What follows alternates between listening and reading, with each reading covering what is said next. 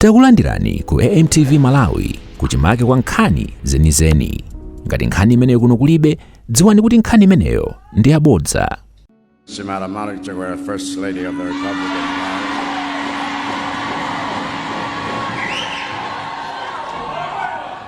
Honorable Simplex Chicholabanda, Minister of Finance and Economic Affairs. All the Cabinet and Deputy Ministers here present. Ms. Colleen Zamba, Secretary of the President and Cabinet, and all the government officials here present. Mr. Vizenge Kumwenda, Board Chairperson and Board members of the Malawi Revenue Authority.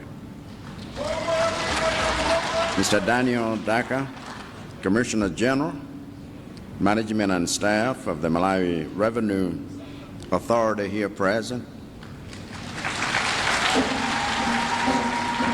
All the former Commissioners General of the Malawi Revenue Authority here present.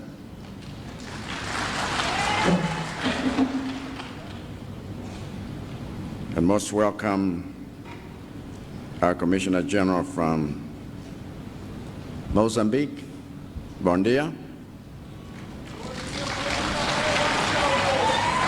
Your Excellencies, heads of mission and international organizations, and all of the members of the diplomatic corps here present.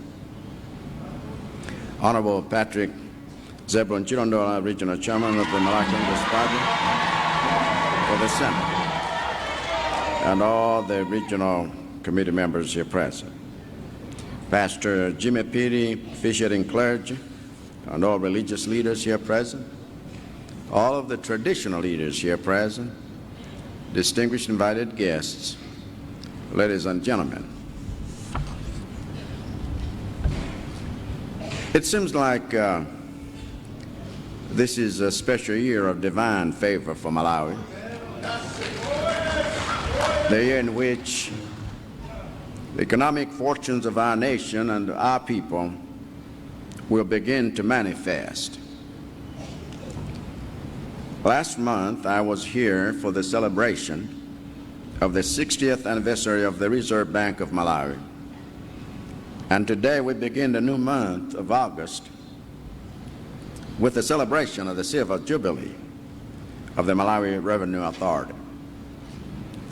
To me, these are not mere celebrations, but signals of the season we're about to enter, a season of remarkable revenue for Malawi, and a season of great reserves of wealth for Malawians. And I say this with confidence because, as government, we have completed the task of laying the foundations for Malawi's prosperity. And we are now only 45 days from the historic election that will allow us to build decisive actions onto that foundation. Over the past 5 years, we laid a foundation of tax-free income for everyone earning less than 100,000 kwacha, and now we are ready to build on that foundation with a tax cut of no less than 10% for everyone across the board over the next 5 years. Over the past 5 years, we laid a foundation of strengthening governance in the institution of the Malawi Revenue Authority. And now we're ready to build on that foundation with the broadening the tax base over the next 5 years. Over the past 5 years, we have laid the foundation of incentivizing citizens to honor their tax obligations. And now we're ready to build on that foundation with direct rewards to citizens who go above and beyond the call of duty, such as our plan to give tax discounts to those who contribute the excess food they grow to our national food reserves to support vulnerable households. Over the past 5 years, we've laid the foundation of strengthening systems of accountability and transparency in the manner we collect and utilize taxes and fees. And now we're ready to build on that foundation with the new policy to be adopted over the next 5 years where we will abolish the use of cash for the payment of taxes and all government services across the country, thus ending decades of abuse against citizens within government premises.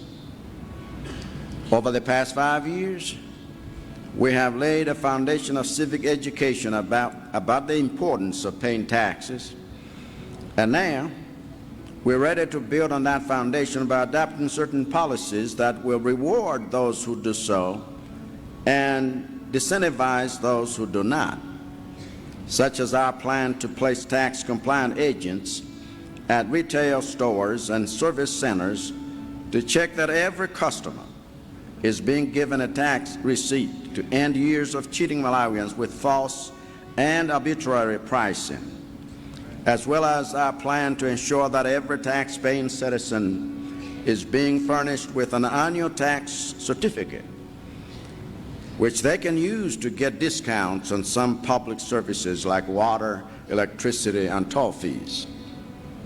These are serious policy shifts that are less than 2 months away from being in place. And part of my selection of Engineer Mbigo Mumba as the next Vice President of Malawi is to ensure that these things are being implemented.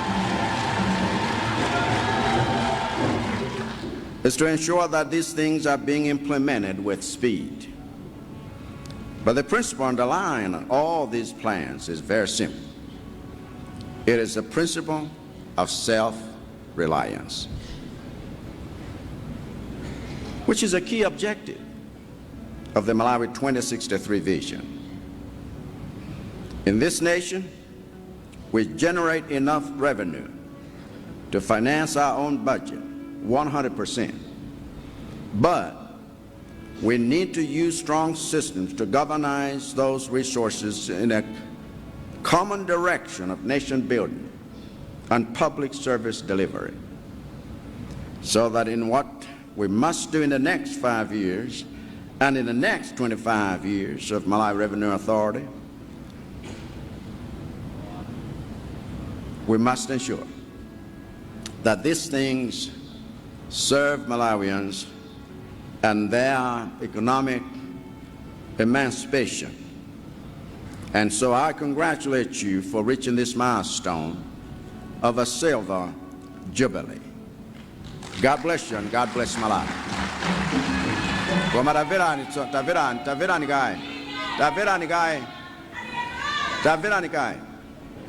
Thank you. Chifukwa ine ndi madabwa ndi mmene chindime ndi mzake amagwirira zinthu. Anthu amene akhoza kuposa anthu ambiri ophunzira oti ngakhale nkhani ya comprehension mwina sanga imvetse, koma anyamata amenewa anakatakwe. Chifukwa mmene amafotokozera nkhani kuti ngakhale wakumudzi amve bwinobwino nkutsatira, inenso nagoma nawo. Nkhani yokhoma msonkho ndi nkhani imene ili yothandiza kuti dziko lathu lipite patsogolo. Odana ndi kukhoma msonkho ndi ofuna kuti dziko lino lizibwererabe mbuyo, likhale losadzidalira, likhale dziko lomangopemphapempha. Koma mudziwa inu kuti ngakhale anthu ongokhalira upemphapempha salemekezeka ndi wina aliyense. N'chifukwa chake tikamati tiye tigwire ntchito molimbika, tiye titsatire njira zamakono zakuti chuma chimene tapeza chizisamalidwa bwino, chizilondoledwa bwino, komanso chizigwira ntchito motumikira Amalawi. Sikulakwa kutero ayi, sinkhazanso zimenezo ayi, koma kufuna kuti aliyense atumikiridwe moyenera.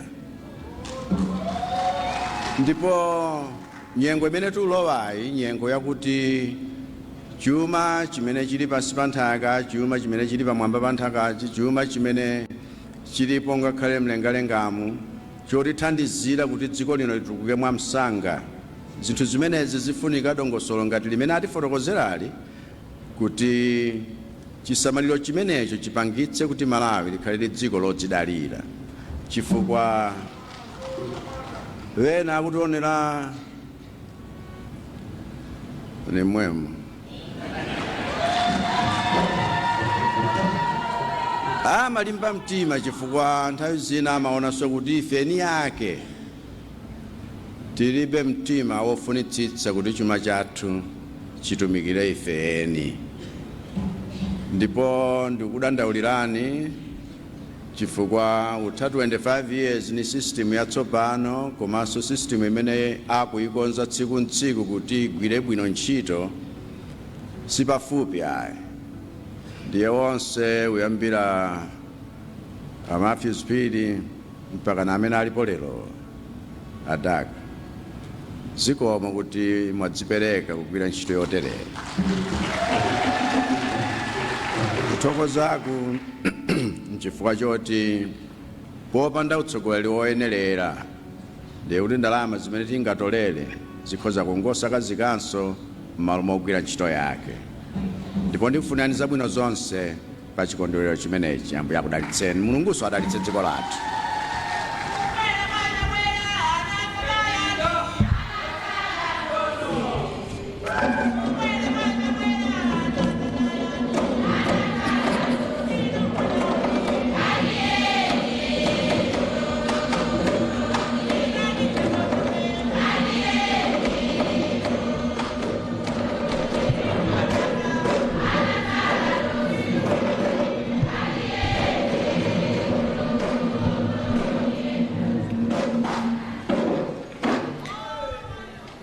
Zikomo kwambiri olemekezeka President chifukwa cha mawu amene mwatiyankhula okhudzana ndi tsiku la lero chisangalalo kuti takwanitsa zaka 25 tili ndi bungwe limeneli la MRA kugwira ntchito yotolera misonkho komanso kuchita zitukuko zosiyanasiyana zomanga Malawi.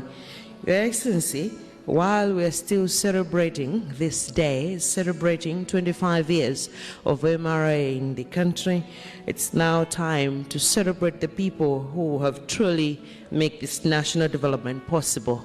That's our taxpayers. Your Excellency, before we begin with that, there is also a gift presentation that was set just for you to say thank you very much for being part of this day. Let me now invite the board chairperson of MRA to come forward with the gift and present to His Excellency the President this time.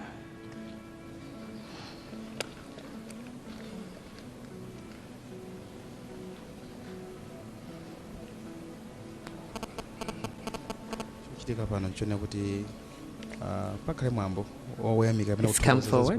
Zimene anthu komanso makampani ena akhala kuchita mdziko muno makati kugwira ntchito ndi MRA mwina kwa zaka zambiri ena komanso makampani ena amene akhala akupereka ndithu ndalama kapena misonkho mwa ndondomeko mosaphonya ayi chifani nakamba kumambiri kuti pali ena kalero amathawa msonkho kungopata asonkho akubwera kuthawa chiliwiro kamabisa ena ku mtsinje koma panopa ndithu zonse ndi palubala bwino kwambiri pakati pa bungwe ya MRA komanso ndi anthu osiyanasiyana komanso makampani mdziko muno. Ndi apa ndi mwambo umene uchitika kuti ufuna kuperekapo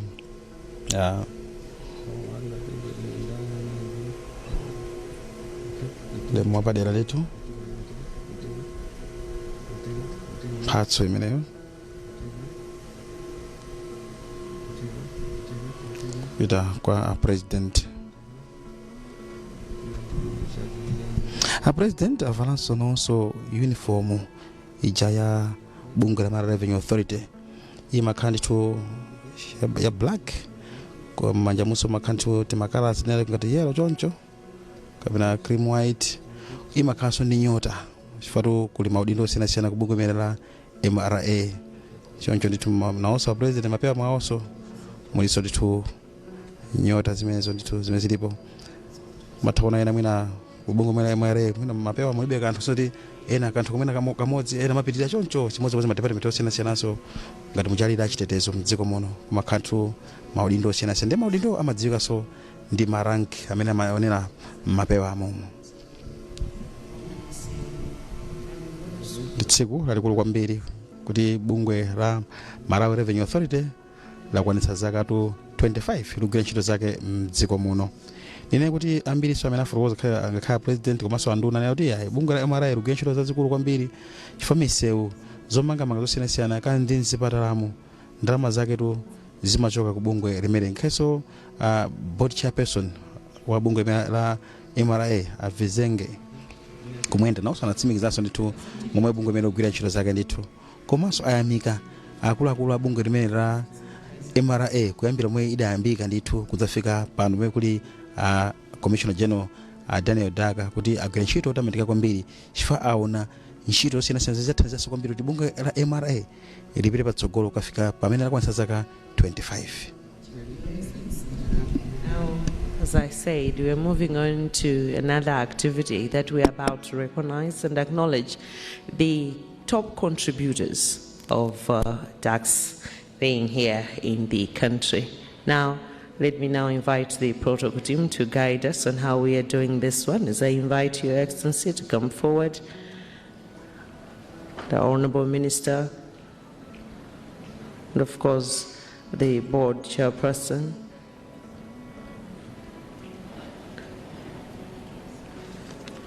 So I'll be inviting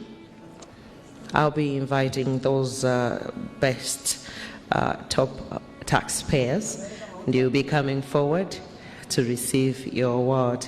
Your Excellency, Your Excellency, let me begin by inviting Airtel Malawi Limited. A big hand, ladies and gentlemen. Mutitsatira pa MBC TV komanso tu pa MBC Radio 1 pano ichitika chone kuti timanena kuti akhale akupereka mphoto kapena kuyamika zazikulu zimene makampani osiyanasiyana akuchita amene akhala akupereka bwino misonkho ndi pano atchulapo bungwe makamaka kampani ya Airtel Malawi Limited kuti Airtel America PLC kumapeto konso kuti ndi imodzi mwa kampani zomwe zakhala zochita bwino kwambiri pa nkhani imeneyi yopereka misonkho mdziko muno. Anagwira chanza nda president komanso a board chair bungwe limene la MRA chimodzimodzinso anduna Sachuma Simplest Chichola Banda akupereka ndithu president Chiko. A big hand, ladies and gentlemen, for the Minister of Education.